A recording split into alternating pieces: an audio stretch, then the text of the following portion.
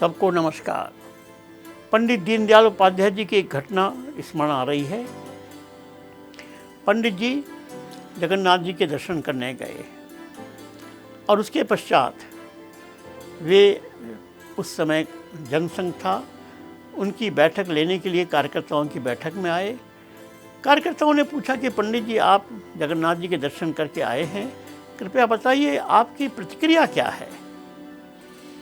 अब पंडित जी ने जो बताया, उन्होंने कहा कि देखो, मैंने जब जगन्नाथ जी के सामने दर्शन किए तो मुझको ऐसा लगा कि एक भक्त जगन्नाथ जी के मंदिर में आया और कहने लगा, हे जगत के नाथ जगन्नाथ, मेरी भारत माता को बचाओ। जगन्नाथ जी ने कहा, अरे भक्त तू देख नहीं रहा है, द्वापर युग में, त्रेता युग में अयोध्या से लंका जाते जाते मेरे पैर थक गए, अब मेरे पैर नहीं हैं। द्वापर युग में घोड़े की लगाम खींचते खींचते मेरे हाथ थक गए, अब मेरे हाथ नहीं हैं। अब मेरे पास आंखें हैं, आंखें, वो भी बहुत गोल गोल, उस पर कोई पलक नहीं है, 24 घंटा खुली हुई। मतलब मैं कुछ नहीं करूँगा, तुमको करना पड़ेगा।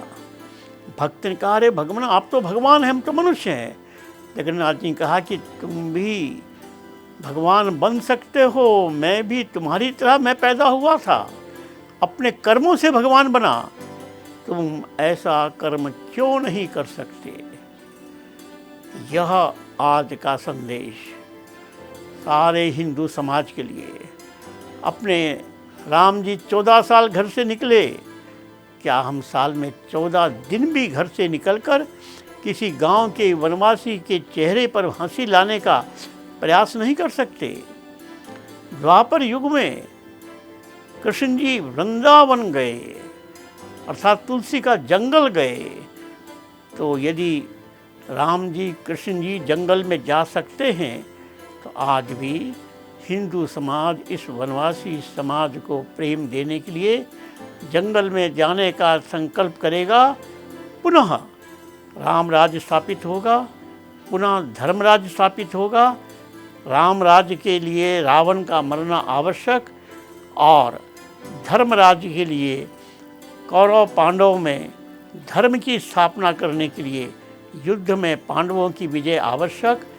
आज भारत में पुनः महाभारत हो रहा है। हम सबको अपने इतिहास से शिक्षा लेकर अपने भविष्य का निर्धारण करना है। सबको नमस्कार, धन्यवाद।